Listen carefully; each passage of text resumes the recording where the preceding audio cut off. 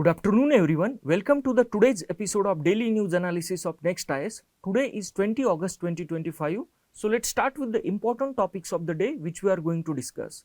The first is with reference to the infection of brain-eating amoeba in Kerala, important from GS2, issues related to the social sector including health. Second is with respect to the initiation of Xinjiang Tibet railway line by China, important from GS2, India and its neighborhood related issues, as well as GS3 security related perspective. The third is with reference to the increase in the number of saltwater crocodile in Sundarban Biosphere Reserve as per the recent census, important from GS3 environmental conservation perspective. The fourth is with reference to the article 143, that is the petition in the Supreme Court by Kerala as well as the Tamil Nadu government regarding the presidential reference by central government. And the last one is with reference to the Great Trump Reset, important from GS2, impact of developed and developing countries' policies on India's interest. So let's start with the topics of the day. The first is with reference to the brain-eating amoeba. So what is the backdrop of this news? Rising cases of brain-eating amoeba found in Kerala. So basically, what is the relevance of this particular topic? Issues related to the development and management of social sector or services relating to the health. So let's start with the details of the news. So basically, a deadly brain-eating amoeba has killed 9-year-old child and infected 2 others, including a 3-month-old baby in Kerala's Kozhikode district in recent days. So there has been an increased incidences of this particular deadly brain-eating amoeba. Why it is called as the deadly? Because mortality rate in this particular disease is more than 70 to 80%. Basically, this particular brain-eating amoeba infection is also called as the primary amoebic meningoencephalitis, caused by pathogen, which is what is the name of that particular pathogen? Naegleria fowleri. So basically, it belongs to kingdom Protista. This is amoeba. There have been fewer than 500 cases of PAM, that is primary amoebic meningoencephalitis, since 1965, though it has been reported in every continent except Antarctica. So although this disease prevalence is rare, it has found in all the continents of the world, including except Antarctica. And when it comes to the history of this particular deadly disease in India, the first case of this deadly disease was found in 1971, and as far as the Kerala is concerned, the first case of this PAM was found in the 2016. So basically, between 2016 to 2023, Kerala has reported 8 cases of PAM, but last year saw 36 cases and 9 deaths. So the last year, that is 2024-25, has seen 36 cases and 9 deaths related to the PAM, that is primary amoebic meningoencephalitis. The fatality rate in Kerala is lower than the globally reported rate of 97%, and that is the reason it is called as the deadly disease. When it comes to Kerala, it is more than 80%. Now let's go into the basic structure of the pathogen of this particular disease. Naegleria fowleri is a single-celled organism. This is a unicellular organism that lives in a warm, fresh water and soils around the world. So please understand the climate, that is, it requires tropical as well as the humid climate, warm, fresh water and soils, and thrives in high temperature up to 46 degrees Celsius. It means it is essentially found in the tropical, it thrives in the tropical areas. This particular amoeba is found in lakes and rivers, swimming pools, splash pads, surf parks, and recreational venues which are poorly or minimally chlorinated. So it is even found in the man-made swimming pools which are poorly chlorinated. Thus even swimming pools is also dangerous, which are poorly chlorinated or poorly maintained.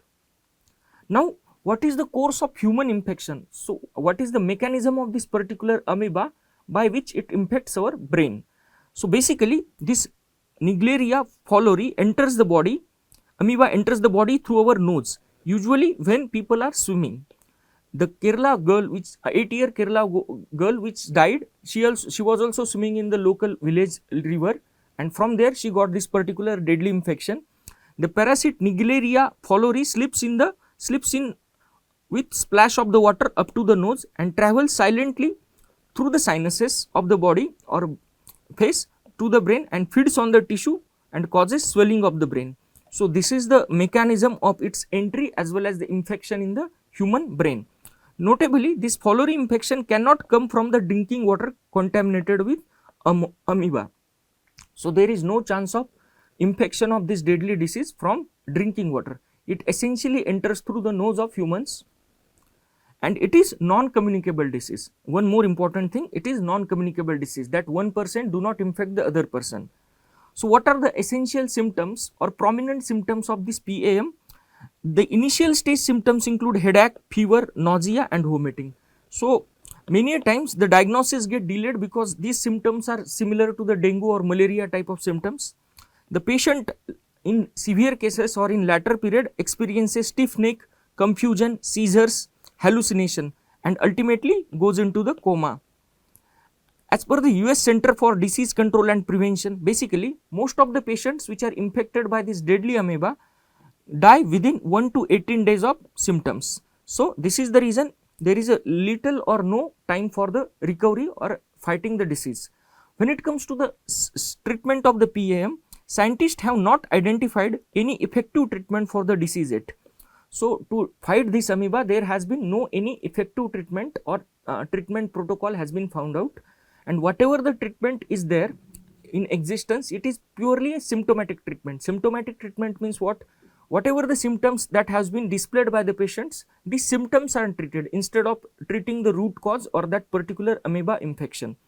So when it comes to PAM, it is usually treated with combination of the drugs, that is multi-drug combinations, including amphotericin B, fluconazole. It is an antimicrobial, microbials, azithromycin, it is antibiotic, rifampicin or it is antiviral drug, dexamethasone, it is again corticosteroid. So it is a combination of various drugs that are used in the treatment of the PAM. Now let's go into this infection statistics or infection status in Kerala. So basically, when it comes to Kerala, the first case was reported in the Alappuzha district in 2016. And why it was essentially detected in Alappuzha district? Because this district is full of the water bodies. So humans entering into the water course is the chances or probabilities are very high, and as a result of which the probability of infection is found in this particular Alappuzha district. Since then, infections have been reported in the Malappuram districts, Kozhikode district, Thrissur districts. One reason for the detection of PAM cases in Kerala is due to increased testing for acute encephalitis syndrome. So basically, this particular acute encephalitis syndrome is a condition that can be caused by various diseases including the PAM. So this acute encephalitis syndrome, basically it is the inflammation of the brain's meninges, and this encephalitis syndrome, basically it is the result or it is a symptom of many other diseases. So when the particular if any particular patient shows the symptoms of this encephalitis syndrome or AES, when the tests are being diagnostic tests are being done, the PAM cases are detected in the Kerala.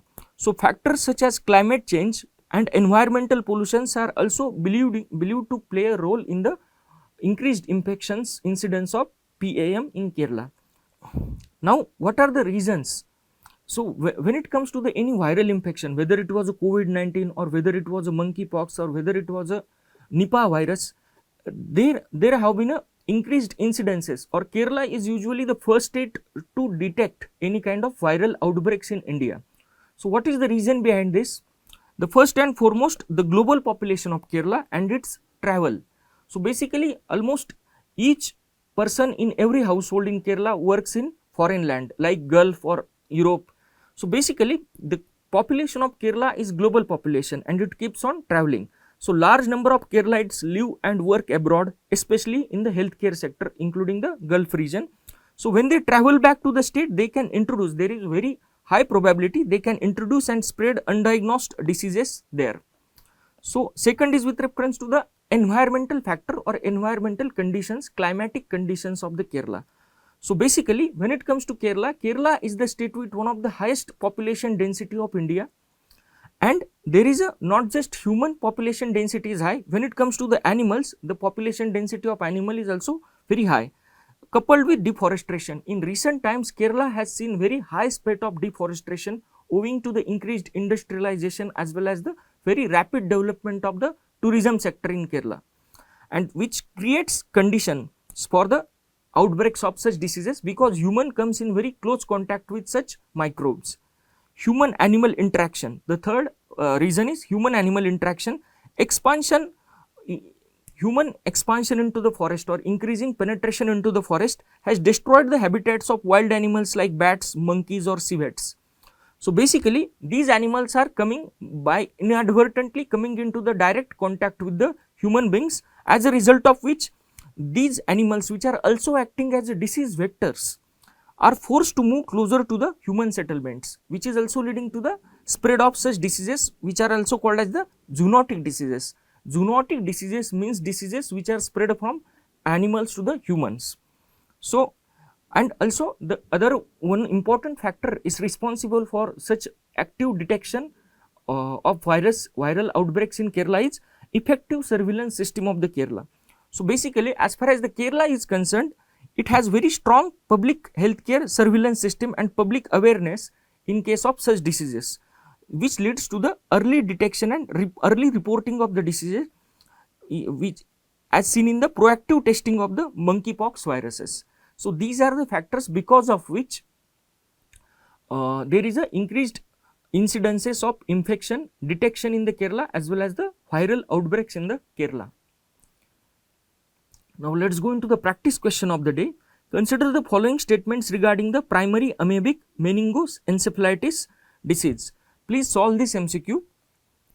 Now let us go into the second topic of the day, that is Xinjiang Tibet railway line. So basically this particular topic is, what is the backdrop? China has initiated, the government of China has initiated border infrastructure push along the line of actual control with India. And what is the relevance from the UPSC perspective? General studies to India and its neighborhood related issues, as well as from the GS3 security perspective, security challenges in border areas. So let's go into the deeper aspect of the news. China has established Zhejiang Railway Company Limited to develop new railway line connecting Xinjiang Uyghur Autonomous Region in the northwest China along with Tibet. And the official name of Tibet in case of China is Zhejiang Autonomous Region, which is situated in the south of the country. So what is the location aspect? What are the location aspect? This particular Zhejiang railway line will run from the Hotan in northwest China to Xinjiang Uyghur Autonomous Region to the, so this is the place from which Hotan, from where this particular line, railway line will start, and it will go to Shingatse and Lhasa in Tibet. So please remember the places in news, remember the names of these places, because many times UPSC ask, at least in prelims, ask the places in news. So such kind of places will be asked, that this region which is recently seen in news belong to the which of the following country. So remember this Xinjiang as well as the Shingatse, Lhasa, and it will be this particular railway line, it will be the part of China's 5 planned railway corridors into Tibet. So as reported by the China Daily. So this planned line will run from Hotan in Xinjiang to the Shingatse and Lhasa in Tibet, and this particular railway line run close to the line of actual control with India.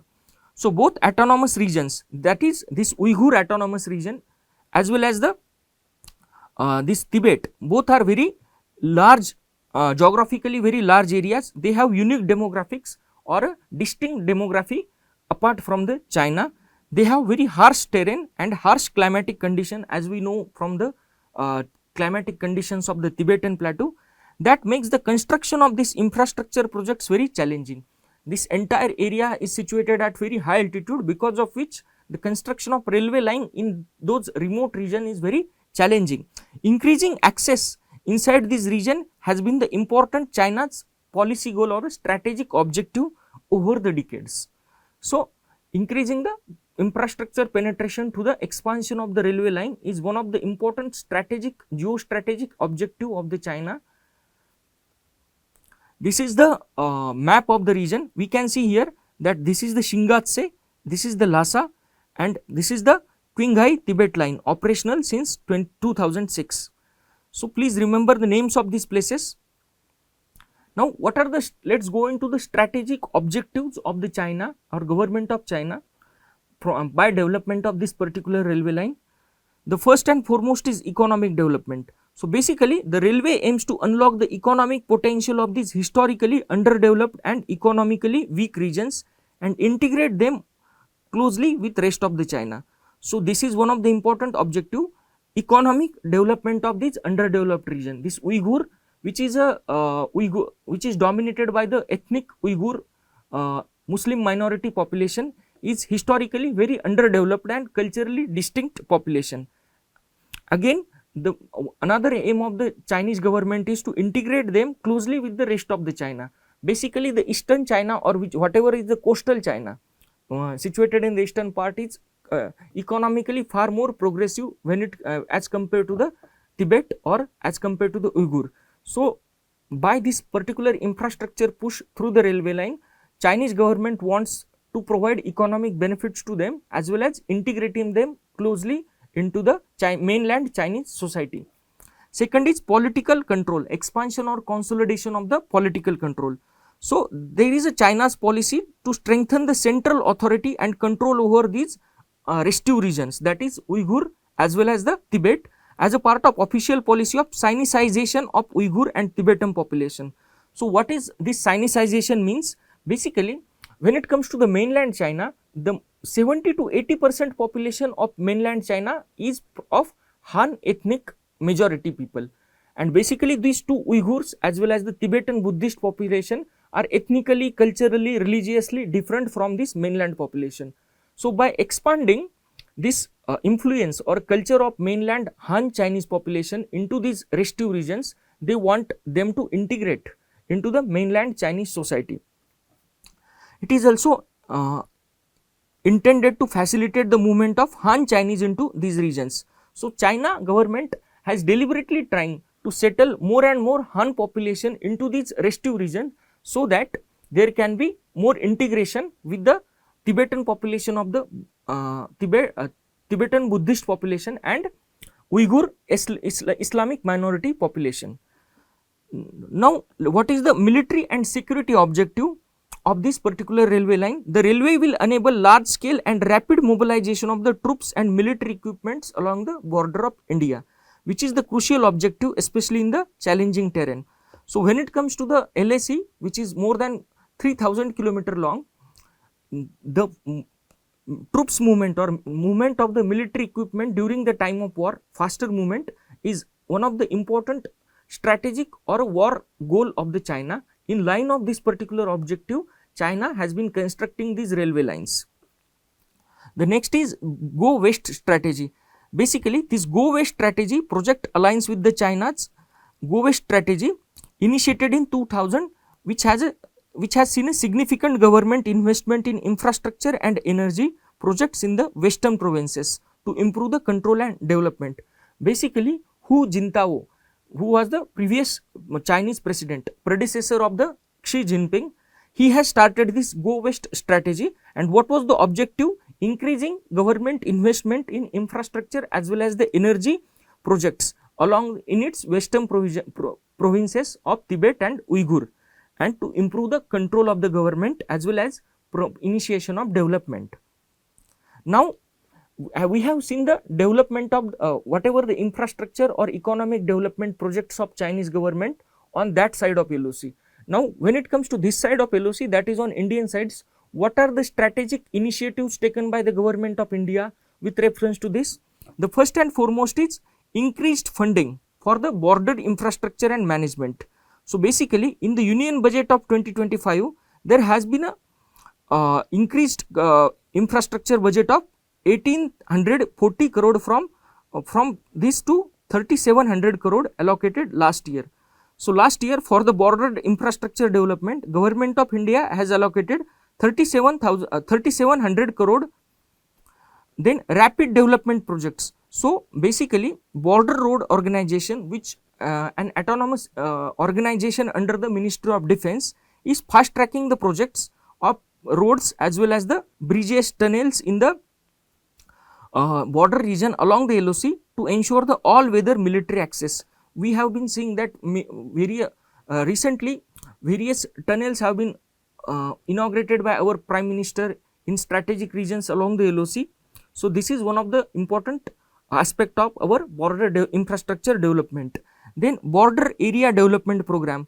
So, basically this particular border area development program, it was initiated in early 2000s with an objective of ensuring balanced development of the border areas through the development of infrastructure and promotion of sense of security among the border population. Basically, this particular border area development program initiated in early 2000 in light of recommendations given by the Kargil Review Committee. So, it was that Kargil Review Committee, which was chaired by the K. Subramaniam, one of the important strategic analysts of the time. He has suggested that development of the border areas as well as creating positive impression in the minds of border population is one of the should be important priority in the mind of Government of India. In sync with this objective, government has initiated border area development program. Then construction of the strategic roads, as we have seen, Darbuk Shok Daulat Beg Oldi Road or Arunachal Frontier Highway are being developed for ensuring the all-weather connectivity in such a remote terrains. So, Arunachal Frontier Highway, which is under process basically, environmental clearance or so, it is 48,000 crore project to ensure all-weather connectivity in a strategically important Arunachal Pradesh. Then construction of the tunnels and airfields like Sela Tunnel, which is there used to bypass the difficult passes, while airfields like Nayoma are being upgraded to support the fighter aircraft operation near the border. So, these are purely military related infrastructure development. Then civilian integration, again we can see the Vibrant Village program, which is the successor of this border area development program. It is aimed at improving the infrastructure in border areas to prevent out migration as well as to provide better connectivity and services to the border areas. So, these are the various initiatives taken under the India's infrastructure pool along the China border. Now, let us go into the practice question. The area Xinjiang sometimes appearing in the news in the context of events situated in or related to the, please solve this MCQ. Now, let us go into the next topic of the day, that is rise in the population of the saltwater crocodile in Sundarban Biosphere Reserve. So, basically this topic is important from the perspective of GS3, that is environmental conservation perspective. Now, let us go into the deep aspect of the news. Now, recent survey conducted by the West Bengal Forest Department shows rise in the saltwater crocodile population in the Sundarban Biosphere Reserve. This particularly Biosphere Reserve is situated in the West Bengal, and this recent survey was conducted by the West Bengal State Forest Department. So, it says that there is an increase in the population of saltwater crocodile as compared to the 2024, and this particular increase in the population is noted across all the demographic classes, that is all ages of the saltwater crocodile, with significant rise in a usually rare hatchling class. So, this is also important aspect. So, what are the important or prominent findings of the report of this population survey? The first and foremost, the estimated population of saltwater crocodile in Sundarban Biosphere Reserve is between maximum 242 to minimum 220 this year, with 213 direct sightings. The comparison as compared to the last year, the estimated maximum number of saltwater crocodile was pegged between 204 to 234. So, basically there is a increase in the number of crocodiles, and when it comes to the composition, there were 125 adults, 88 juveniles and 23 hatchlings. No need to remember these numbers, basically I am just telling it to indicate the what is the proportionate increase in the number of saltwater crocodiles. So, what were the methods that have been adopted? Basically, use of systematic surveys, GPS mappings or habitat characterization. So, these are various scientific methods or methodologies adopted by the Forest Department for census calculation. So, what were the conservation efforts initiated by especially by the West Bengal Forest Department to conserve the saltwater crocodiles? There is a breeding facility, conservation and the breeding facility in the form of Bhakbatpur Crocodile Project was started in the South Chobis Pargana in 1976. So, this is one of the important flagship program of the West Bengal government to initiate the conservation of the saltwater crocodile. Now let's go into the certain basic aspects, that is the crocodile species in India. So basically when it comes to India, there are three different crocodile species found in India. The first and foremost is the saltwater or estuarine crocodile. Its scientific name is Crocodylus porosus. So this is world's largest living reptile, another important feature, also called as the hypercarnivorous apex predator. So it is apex predator that keeps flowing water ecosystems clean by feeding on caracases. So it feeds on the caracases also. So what is the distribution? So basically when it comes to saltwater crocodile, it is distributed across the brackish mangrove swamps and river deltas in the Bhitarkanika Biosphere Reserve, Odisha, Sundarbans in West Bengal, Andaman and Nicobar. So basically in 2012 there was a question on this Bhitarkanika Biosphere Reserve where it was situated basically. So what are the threats to this saltwater crocodile? So first and foremost is illegal hunting, then habitat loss and habitat degradation. So illegal hunting, basically this crocodile skin is very utilized in various consumer articles, especially in the prevalent in the Chinese market or Southeast Asian market. So that is the reason illegal hunting is being done. What is the IUCN status of this particular saltwater crocodile? It is least concern. But when it comes to legal protection that has been provided to the saltwater crocodile in India, it comes under the Schedule 1 of the Wildlife Protection Act of 1972. Now let's go into the next species, that is the mugger or marsh crocodile. Its scientific name is Crocodylus palustris.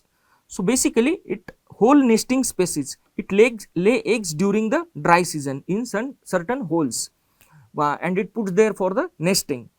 So let's go into the habitat characteristic features of this particular mugger crocodile. It can be found in rivers or lakes or marshes or irrigation canals or estuaries or coastal lagoons. So basically rivers, lakes, marshes, irrigation canals, estuaries, it can be found in salt water as well as the river waters. So what are the threats basically to the mugger crocodile? Illegal poaching, against egg collection, fishing nets. They have been mistakenly found or being caught in the fishing nets, habitat loss or degradation. Then what is the IUCN status? Vulnerable. So its IUCN status is vulnerable. When it comes to the legal protection, it is given protection under the Schedule 1 of the Wildlife Protection Act. If any particular animal is being given legal protection under Schedule 1, it means it is being given highest protection. There was a question regarding this Schedule 1 in 2019 prelims of Wildlife Protection Act. Please remember this Schedule 1 status of the protection. Now let's go into the third species of the day, that is the gharial, which is also called as the Gavialis gangeticus. So why it is called as the gharial? It is named after the ghara like bulbous knob on the snout of the breeding males. You can see here there is a bulbous knob on the snout of the breeding males. So what is the habitat? They are found in the clear freshwater river systems congregating at the river beds, Chambal, Girwa, Ghagra, Gandak rivers. So these 4 or 5 rivers, this is the critical habitat for the gharial. So what are the threats to this gharial population? Basically illegal poaching, egg collection, catching in the fish nets, sand mining, prey base depletion or habitat loss. So basically this is critically endangered species. It means it is facing the threat of extinction. And why it is being critically endangered? Because for the egg collection or for sand mining, basically most of these rivers are found in which have been mentioned here, that is Chambal or Girwa or Ghagra.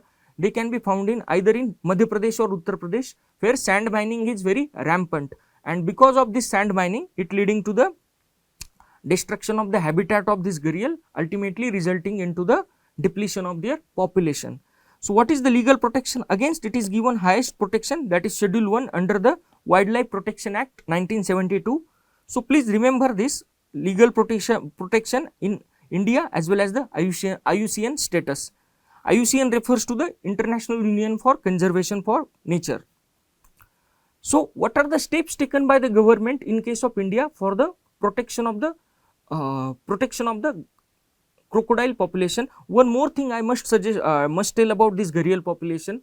6 months ago, Madhya Pradesh government has introduced the project for captive breeding of the gharial population, under which it has released almost 10 to 15 gharial hatchlings into the gharial crocodiles into the this Chambal river by the hand of Madhya Pradesh Chief Minister. So Madhya Pradesh government forest department itself is also taking various measures for the protection of this gharial population.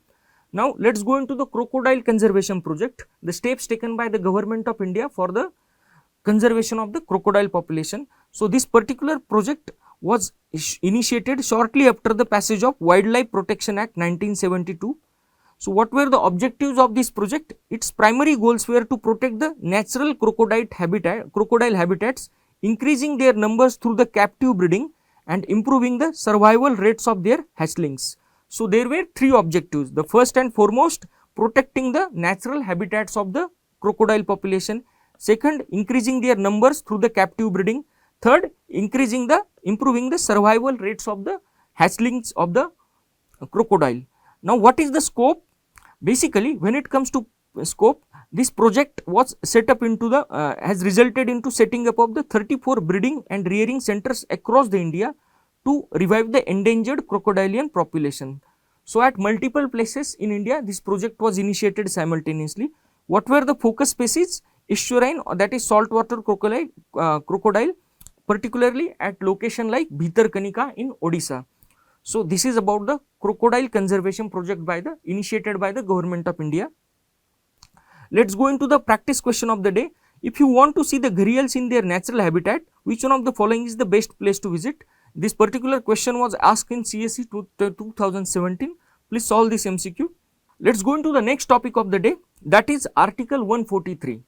What is the backdrop? Supreme Court hearing on the presidential reference.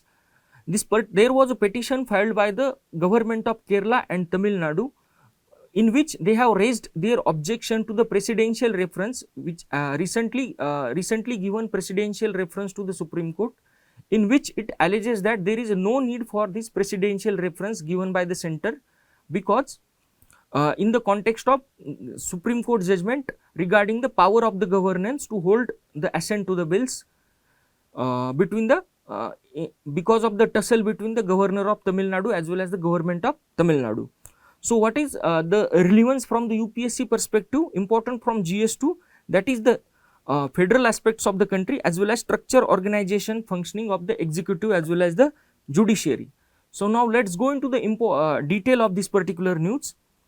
So basically two states, that is the Kerala government and Tamil Nadu government, are asking whether the center through the rare presidential reference mechanism is egging the Supreme Court to give an opinion which would overrule its own binding judgment given under the which it has given in the April 2025.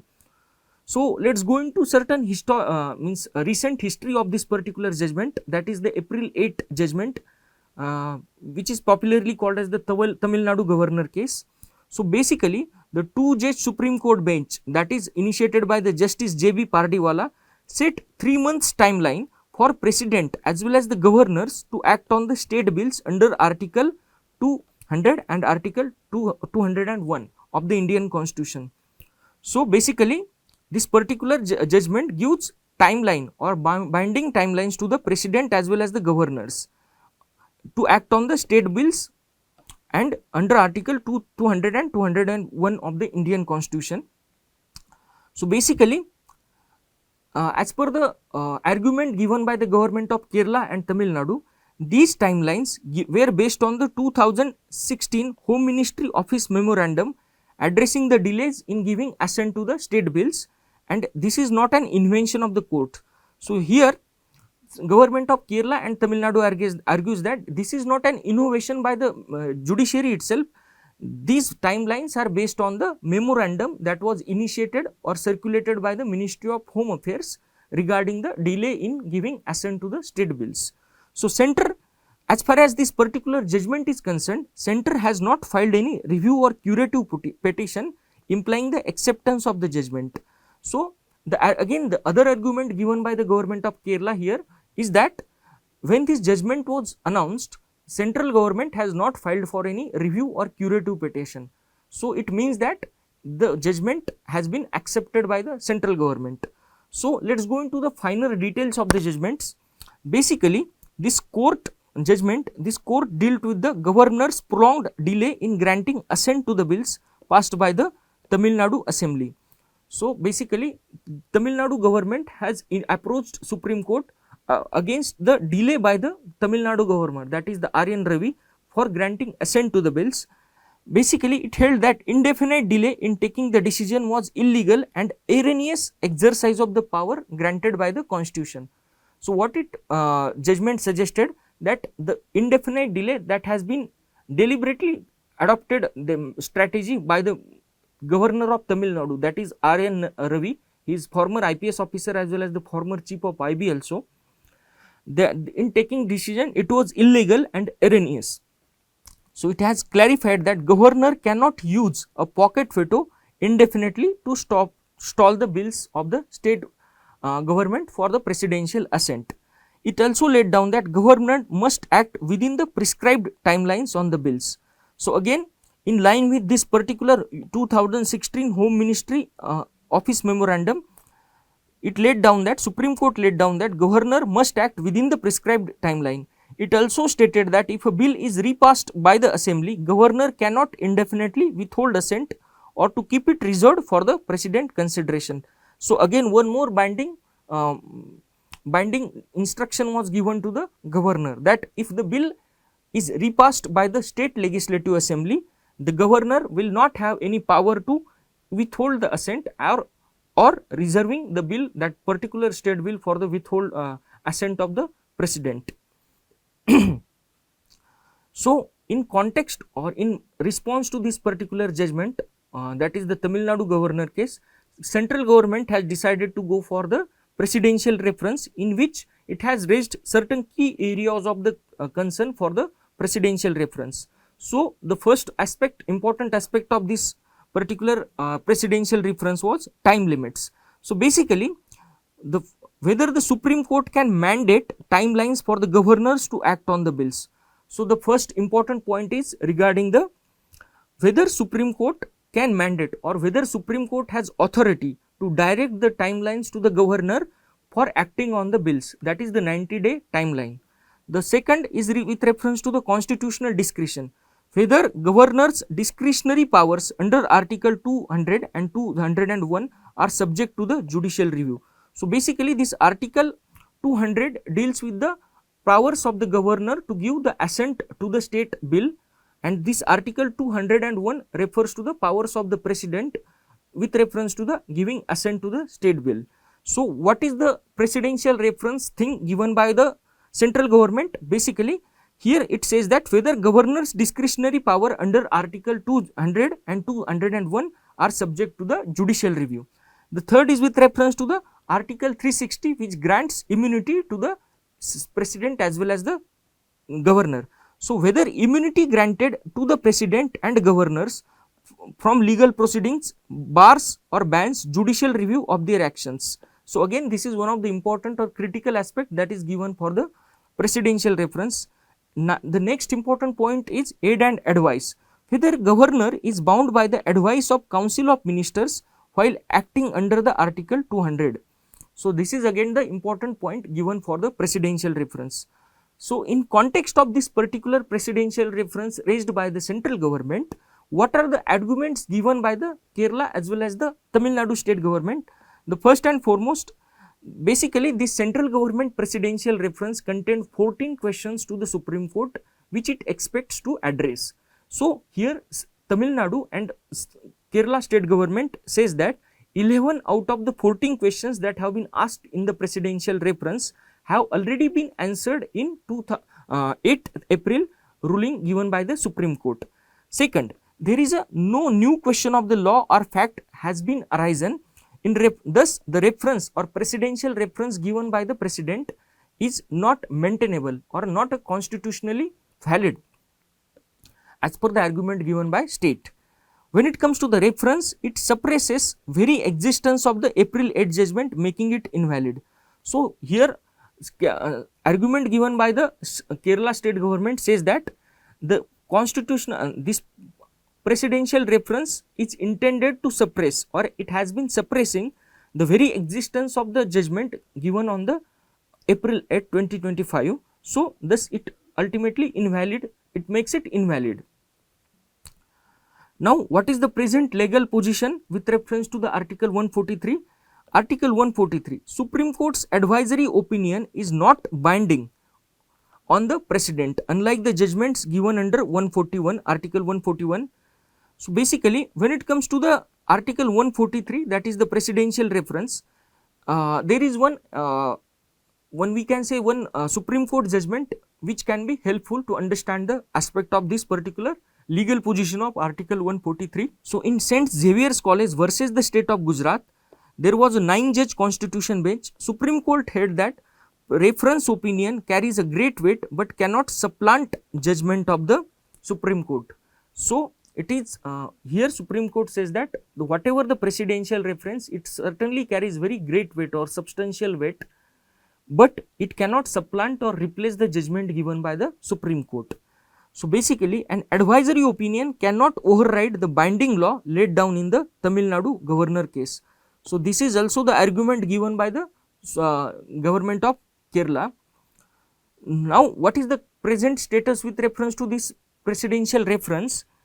Basically, Constitution judge bench led by the CJI B.R. Gavai has allowed Kerala and Tamil Nadu to first argue on the maintainability of the reference, okay, on August 19 hearing. So here bench led by the Constitution bench led by the CJI B.R. Gavai says that government of Kerala and government of Tamil Nadu first need to argue and prove their point whether the presidential reference that has been given by the central government under Article 143 is maintainable in this particular case. Also the states want reference to be returned unanswered. So this was the demand given by the argument given by the council of the state government of the Kerala and Tamil Nadu. So now let us go into certain basic aspects of this article, that is Article 143. So basically this Article 143 of Indian Constitution grants the President of India advisory jurisdiction, allowing them to seek the Supreme Court's opinion on certain matters. So basically it deals with the advisory jurisdiction regarding the President of India, and it allows the President of India to seek the Supreme Court's esteemed opinion on certain matters. So basically President acts on the advice of the Union Council of Ministers when making such reference to the Supreme Court. So obviously it is the actually this reference, presidential reference, is initiated by the Union Council of Ministers based upon the recommendation which President goes for such a presidential reference. So when it comes to the minute details of the Article 143, Article 145 says that it mandates that cases involving substantial question of the law as to interpretation of the Constitution must be heard by the bench of at least 5 judges. So when it comes to presidential reference, any presidential reference which involves substantial question of the law related to the interpretation of the constitutional provision, this particular presidential reference must be heard by the bench of at least 5 judges. So when it comes to the presidential reference, there are at least there are 2 categories of presidential reference under Article 143(1). So under Article 143(1), the President may refer to a question of public importance that has arisen or likely to arise. So please remember, President refer to the question of public importance that has arisen or likely to arise. Supreme Court has discretion to either provide or refuse to provide opinion. So under Article 143(1), President can ask for the opinion of the Supreme Court, but in this case Supreme Court can provide the opinion or simply can refuse to provide the opinion. So what is the example of this particular case? In 1993, Supreme Court has steadfastly declined to give its opinion on the Ram Janmabhoomi case in 1993.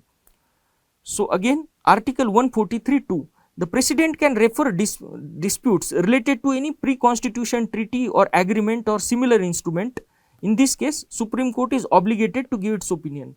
So basically when it comes to India, basically in case of British India, there were 2 entities, the provinces which belong to directly ruled by the British government, and there were certain provinces which were ruled by the princely states, or there were princely states. So when there were a lot of treaties that have been done by these princely states with the British government, and now in post independence period there were certain legal disputes with reference to the princely states. So in the context of this historical aspect, president can refer disputes related to any pre-constitution treaty or agreement or similar instrument to the Supreme Court. But in this case, it is binding on the Supreme Court to give opinion to the president. Now, what is the nature of advice? Basically, the opinion given by Supreme Court is advisory and not binding judicial pronouncement. So, again, what is the nature of the Supreme Court advice? It is advisory and not a binding judicial pronouncement. So, president is not bound by to follow this particular advice given by the Supreme Court. Basically, what is the significance then? It provides government with an authoritative legal perspective on the matter before the decision is made. One more thing I would like to highlight here. The origin of this Article 143 lies in the Government of India Act 1935, in which Governor General was having power to give any kind of reference or presidential reference type reference to the that time Supreme Court, which was called as the Federal Court. So, in sync with this particular provision, we have adopted this Article 143 of presidential reference. Now, when it comes to the present status of the Indian Constitution or polity, what is the significance of this presidential reference system? The first and foremost is constitutional interpretation. So, basically, it clarifies the constitutional role of president as well as the government and checks if any non-time bound executive actions fall under the judicial scrutiny. So, again we can say that since this we can see in the context of April 8 judgment also, it clarifies the constitutional roles of the president and governors. And second is, it checks if any non-time bound executive actions fall under the judicial scrutiny. Then ensuring the democratic balance. So, it basically it helps to redefine and maintain the balance of power among the legislature, executive and judiciary, preventing institutional overreach. So, with the help of this presidential reference, the author here suggests that it can be helped in ensuring the balance between the three organs of the polity, Indian polity. Then procedural clarity, it resolves the uncertainties in intergovernmental procedure and lays down the guidelines for the future disputes. So, again it can help in laying down the guidelines which can help to reduce the likely disputes in the future. Then federal functioning, it defines the jurisdictional boundaries between the center and the states, thus strengthening of cooperative federalism through a clear legal framework given by the Supreme Court. Now, this is the significance of the presidential system in the context of Indian polity. So, let us go into the practice question of the day, that is, consider the following statement regarding the Article 143 of the Indian Constitution. Please solve this MCQ.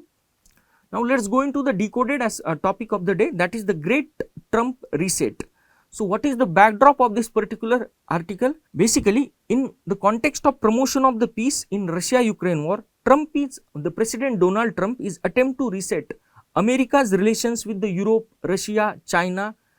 What is the relevance of this article? Important from GS to international relations perspective, that is impact of developed and developing countries' policies on India's interest. Now, let us go into the detail of the news. Basically, the President Donald Trump of the America is pressing for full-fledged peace settlement rather than the temporary pause of the Russia-Ukraine conflict. For this, Trump has gone for the summit with Russian President Vladimir Putin, followed by the talks with Ukrainian President Zelensky and other European prominent leaders in the Washington, which has also led to the further talks to end the Russia-Ukraine conflict that has been raging since last 2 to 3 years. So, basically, this Trump's adoption of the peace diplomacy, which is also fought with the risk, is making the headway little bit. And if a peace emerges in this Russia-Ukraine conflict, its consequences will extend beyond the Ukraine. So, this is the actual international or geostrategic aspect of this particular Trump's peace diplomacy. Now, how President Donald Trump is trying to reset its equations, USA's equations or USA's relations with great powers of the world. The first, let us go into the USA-Europe relations resettlement by the Donald Trump. So, when Donald Trump has assumed presidency in January, he has been putting enormous pressure on its European allies to demanding Europe to take greater responsibility for their defense under the NATO. So, what exactly President Donald Trump is pressing for? He has been asking its European allies to raise their military spending to 5% of the GDP. President Donald Trump is pressing his military allies or European allies to spend 5% of GDP on defense. So, he has been pushing basically.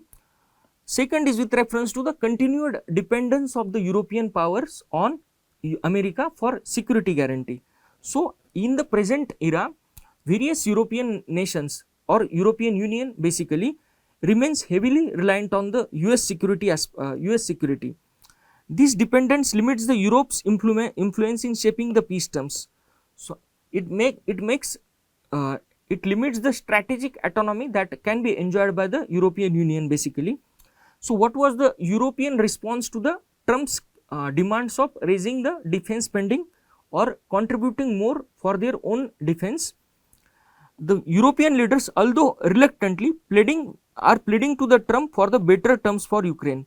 So, basically, European leaders are pleading to the Trump for the better terms for ending the war in Ukraine, as well as giving better treatment to the Ukraine in terms of providing support financially as well as the militarily, equipmentally to the Ukraine. So, what are the agreements or what are the demands that have been agreed by the Europe? The first and foremost, security guarantees for the giving security guarantees to the Kyiv or Ukraine with US backing.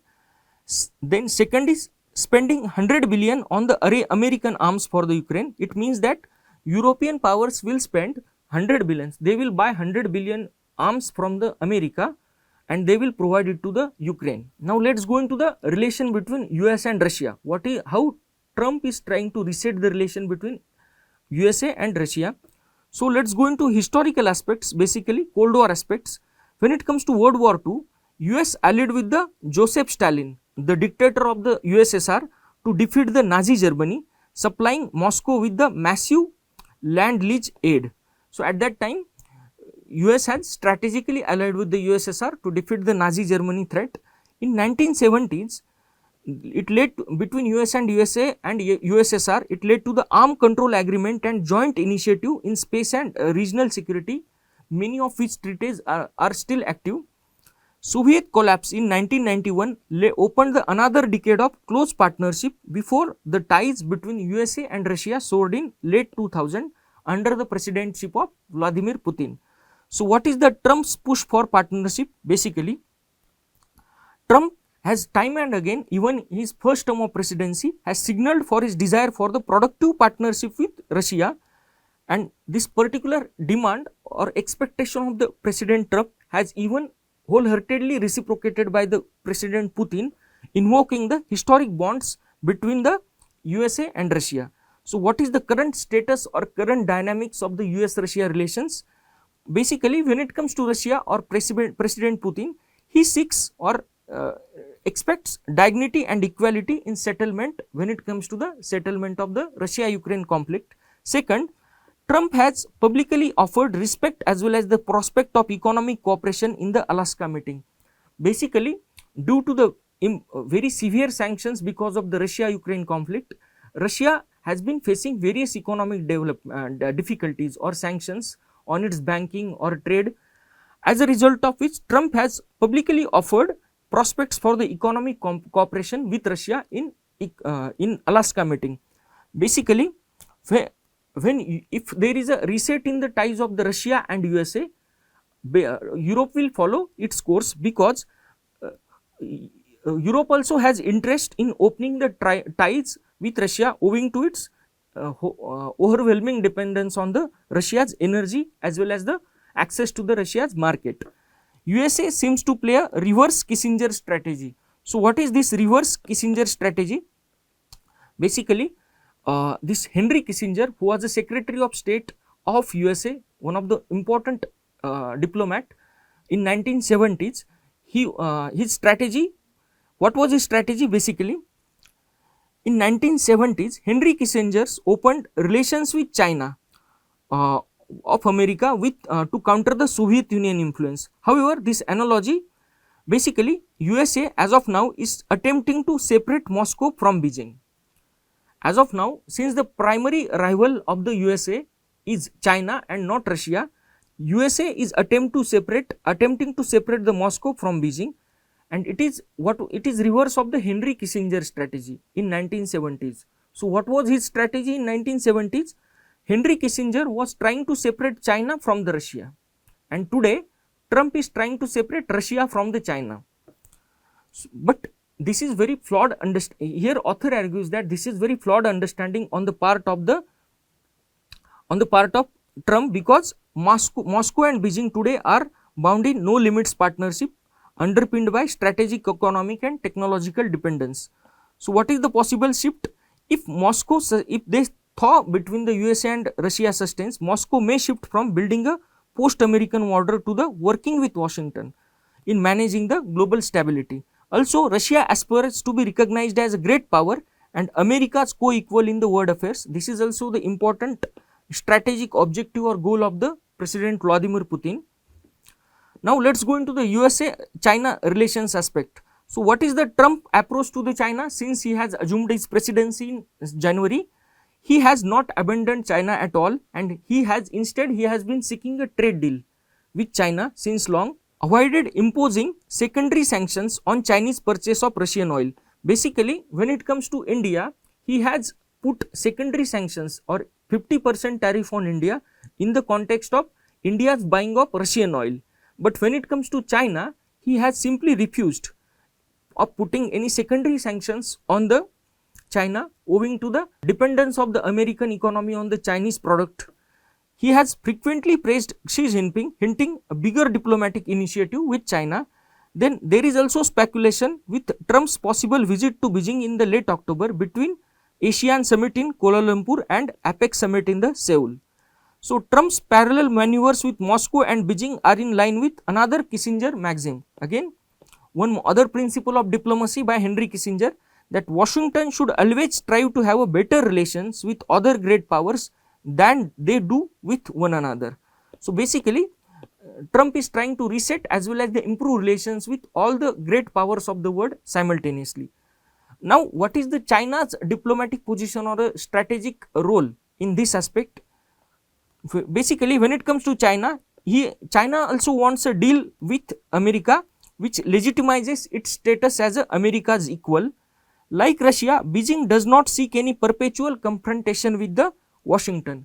So, by and large, since Cold War, Russia or earlier USSR, they have been in a continuous confrontation mode with the USA, but Beijing do not have any such kind of ambitions.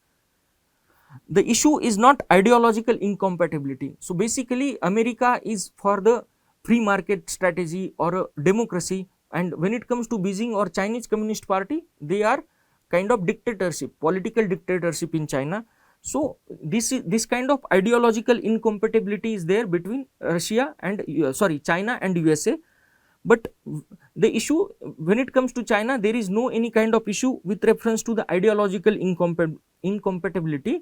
The issue is with respect to the accommodation of Chinese expectations as America's equal in the world affairs. Now, after discussion of these America's maneuvers to reset ties with all the great powers of the world, what are the implications of this President Trump's move with reference to the India, or what are the geostrategic implications for India? The first and foremost, this shift, basically when it comes to India, these shifts or geopolitical shifts, sobering choices for India. A reverse Kissinger strategy could leave major players enjoying warmer ties with the one another as well as USA rather than Delhi. So basically, if Trump succeeds in resetting the relations with Moscow as well as the Beijing, India risks being marginalized in evolving the global balance. So if three great powers, that is USA, Russia, China and Europe, they are enjoying the great good relations with each other, there is a very high probability that India will live marginalized in these geopolitical games. So what are the options or what are the necessary steps that need to be taken by the India as per the author? The first and foremost, rebooting of the global ties. India must recalibrate its relation with all major powers, that is first US, Europe, Russia and China. So, these four major powers, India needs to recalibrate or re-strengthen its relations with all these major powers. Neighborhood policy.